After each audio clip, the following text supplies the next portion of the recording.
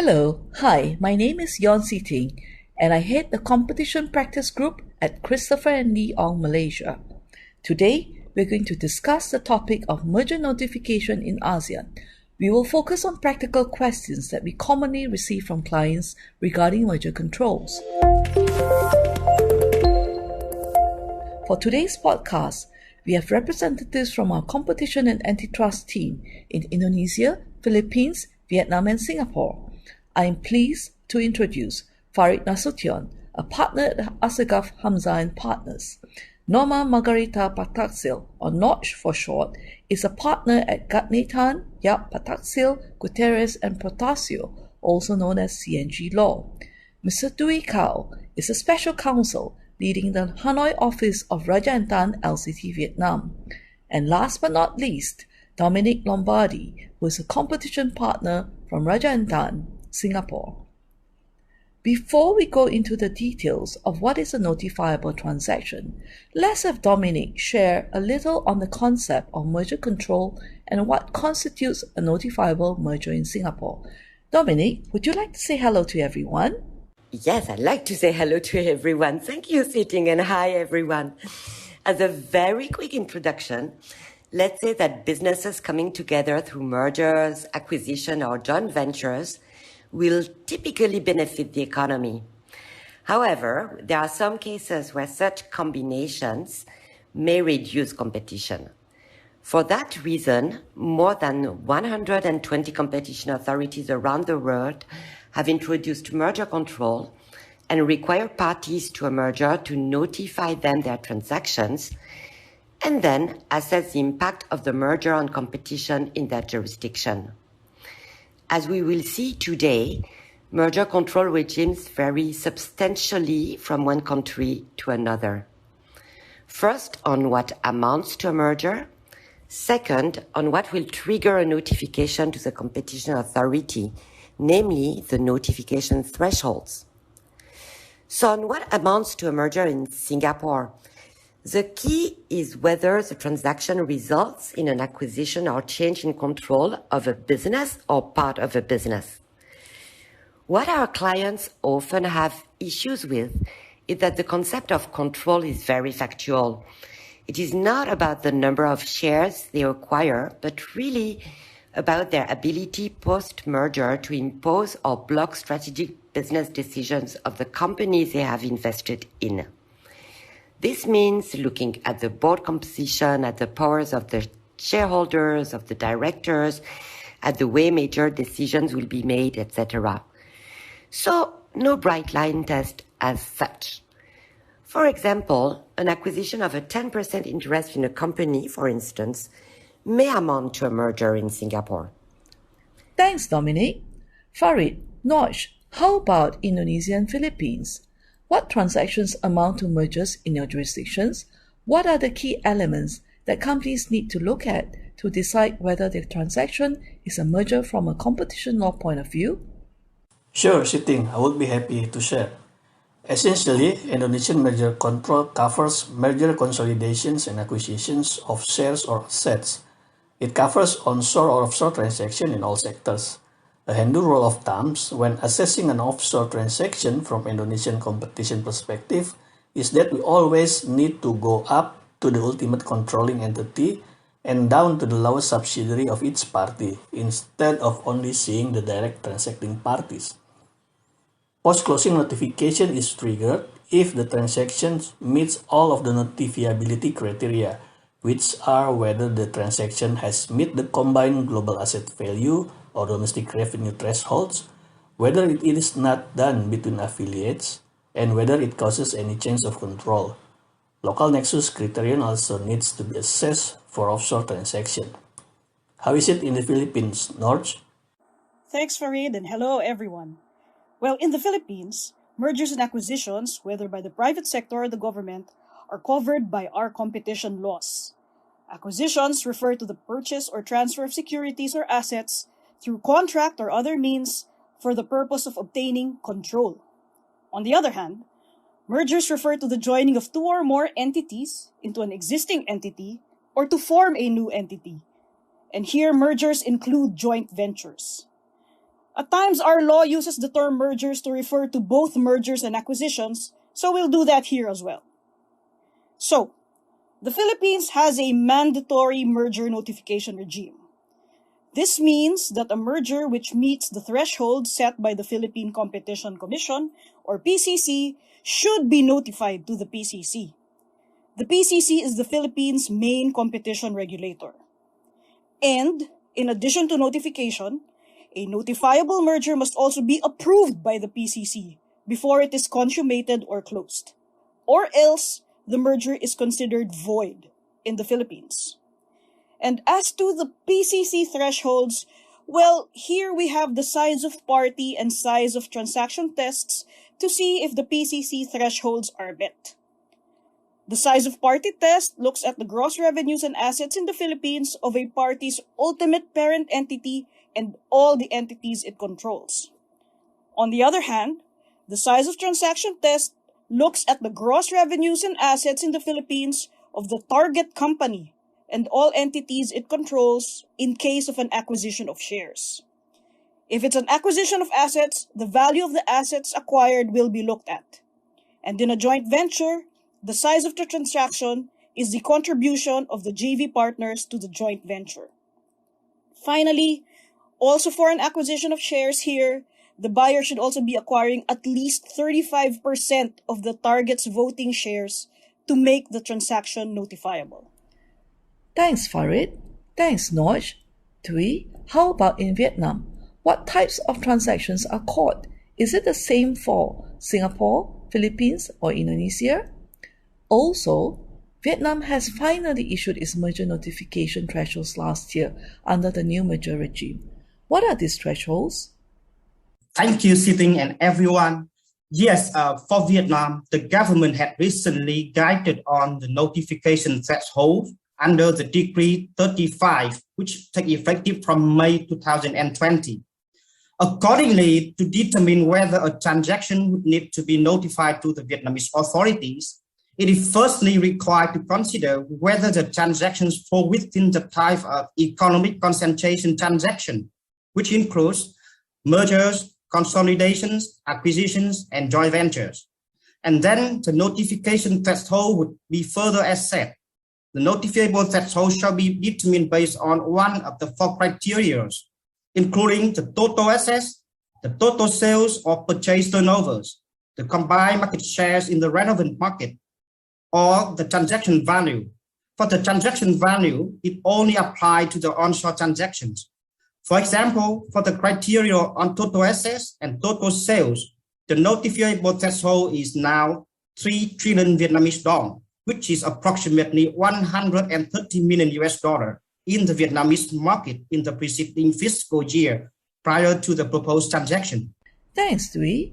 Once you have assessed that your transaction is a merger, does it mean you have to notify it to the competition authority? Listeners, we just heard Duy share about the merger notification thresholds in Vietnam. How about in the rest of the jurisdictions here? What if the merger parties are not physically present in your country, but only exports into your country? Does their transactions still fall under your country's merger control rules? Maybe we can start with Indonesia. How about Indonesia, Farid? Yes, See Ting. Foreign-to-foreign mergers are notifiable in Indonesia if they meet the local nexus criterion. The merger regulation states that if both or one of the parties to the transaction having sales or business activities in Indonesia, the foreign-to-foreign transactions will be sufficient to satisfy the local nexus criterion. However, the KPPU merger guidelines provides that foreign-to-foreign transactions only notifiable in Indonesia if the transaction will have effects in Indonesia. So in case there is only one party to the transaction that has sales or business activities in Indonesia and the other party does not, but the transactions are not expected to have effects in Indonesia, further advice will be required to assess whether or not the transaction needs to be notified in Indonesia. It is also important to remember that the local nexus criterion only looks at the business activities or sales in Indonesia. It doesn't matter if the products are not the same. Neither does we have any de minimis rule for the local nexus in Indonesian sale. Thus, regardless how minimum the value may be, it still counts for the local nexus test. How is in the Philippines, Norge? Thanks, Farid. The Philippines is somewhat similar to Indonesia because a merger that occurs offshore or which involves only foreign entities would still have to be notified in the Philippines if, for example, the ultimate parent entity of one of the parties and the target meet the PCC thresholds for gross revenues or assets in the Philippines. And, as I mentioned, to determine if the thresholds are met, the Philippine revenues and assets of also the entities controlled by the parent entities and the target will be looked at. Thus, our firm has worked on deals where the seller and buyer were both foreign companies and the deal was signed abroad. But because the assets or revenues in the Philippines of the target company, whose ultimate parent entity is the buyer, met the PCC thresholds for notification, then the deal had to go through the merger and clearance process here in the Philippines. So currently, the threshold for the size of party and size of transaction test is 50 billion pesos, which is around 1 billion US dollars. This threshold was set in a COVID-19 relief law, which took effect in September last year. And this 50 billion peso threshold will last until at least September next year, and then we'll see at that time if the thresholds will be adjusted.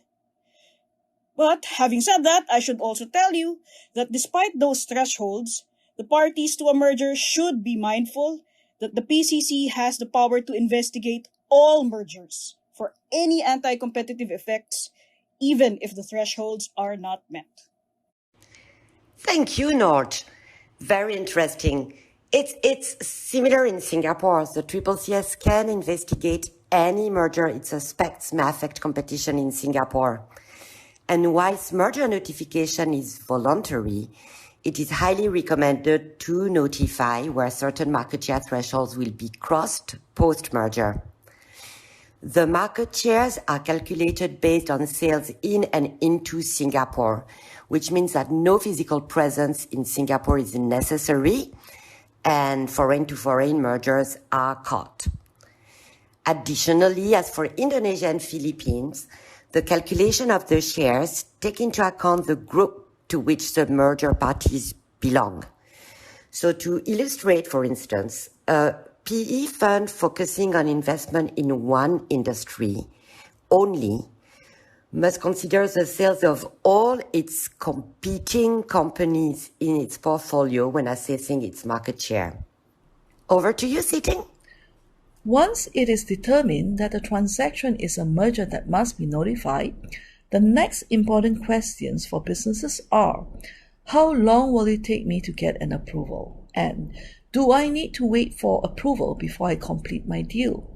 What are your answers to some of these practical questions that businesses may have on merger notifications? Yeah, thank you, See Ting. For Vietnam, the National Competition Commission (NCC) shall first need review the merger findings to determine whether the transactions are satisfied with the formality and validity within 10 working days. The clearing letter may only be issued within 30 days from the date in which the finding dossier is deemed as full and valid application dossier in terms of formality and validity, provided further that the transaction does not trigger any prohibitions. In practice, the real timeline is always prolonged since there is no limit on the turnarounds for the authority to review and determine the formality and validity of an application. Accordingly, the authority would have a full discretion over the threshold. In practice, a normal case of merger filing would normally take around 4 to 6 months in practice. Generally, the parties are only allowed to implement the transaction after the obtainment of a clearing letter. Failure to make a merger notification or implementation of the transaction before obtaining the clearing letter may subject merger parties to administrative fines. Also, the legal validity of the transaction might be challengeable. Given the possible prolonged timeline for the notification process, the party should set out a feasible closing date for a given transaction or impose a proper long stop date. Thank you, Duy. I understand that in terms of timelines, this is the same everywhere, i.e., the actual time is typically longer as the regulator can take time to declare a filing is complete and the regulator can in some cases stop the clock. Norge, would you like to add something on gun jumping? I'm not asking Farid for Indonesia and Dominique for Singapore, since there is no gun jumping in voluntary or post-closing notification jurisdictions. So Norge, what about the Philippines? Sure. Thank you, See Ting. In the Philippines, if a merger should be notified to the PCC, then the merger should not be consummated, completed, or closed until it is approved by the PCC. Otherwise, there would be gun jumping. And the PCC can penalize the parties for gun jumping with a fine ranging from 1% to 5% of the value of their transaction. And in addition to that penalty, the merger is considered void in the Philippines if it meets the PCC's threshold but was not notified to the PCC, or if it was notified but it was consummated or closed before PCC approval. So yes, in the Philippines, the contracting parties have to wait for PCC approval. Here, a Phase 1 review can take around 60 days total. But if the PCC thinks that the deal might be anti-competitive, and so it would start a Phase 2 review, that can take around 90 days total. But this review period can be longer if, for example, the parties ask for more time to respond to the PCC request for information, or if they submit proposals for voluntary commitments. But in any event, the parties should wait until the PCC approves the deal or the deal is deemed approved by the PCC. And in that connection, the parties should be careful of their pre-merger exchanges of information with each other. The PCC has issued guidance on when a pre-merger exchange of confidential business information between notifying parties may be considered gun jumping, and so has guidelines to avoid it, such as forming clean teams, and the buyer and seller should not share a counsel. And the parties to a merger should carefully study this guidance from the PCC. That's good to know, Notch. In Singapore and Indonesia, where there is no gun jumping, is there something parties should nevertheless be aware of? What about Singapore, Dominique? As you rightly said, See Ting, in Singapore there is no standstill obligation given the voluntary notification regime. Having said that, the CCCS can prevent parties from implementing the notified merger before it is cleared by the regulator. And if parties choose not to notify their merger, the CCCS can start an investigation and direct the parties not to implement their merger until the investigation is over. So no standstill on paper, but parties need to be aware that they may be prohibited from implementing their transaction. And as Norge just mentioned, on exchange of information pre-merger, in Singapore, this can also lead parties into trouble if the merger parties are competitors in particular. So Norge, your recommendation to set up clean teams applies here as well. What about you, Farid, in Indonesia? Thank you, Dominique. As See Ting mentioned, right, Indonesia is also a post-closing notification regime, so no gun jumping issue may arise. However, for problematic transactions, voluntary pre-closing filing is advisable, considering that the KPPU has the authority to unwind transactions. Further, for transactions between competitors, party needs to consider organizing clean team as well to handle the transaction to avoid cartel issues. Back to you, See Ting. Well, speakers, can we have one last word on merger control for each of your jurisdictions? Farid, would you like to go first? Yes, sure, See Ting. In Indonesia, we highly recommend business to always assess whether the transaction is subject to mandatory notification. This assessment is crucial. The reason is because a notifiable transaction must be notified to the KPPU within 30 business days from the effective date. Only during the pandemic, the KPPU extends it to be 60 business days.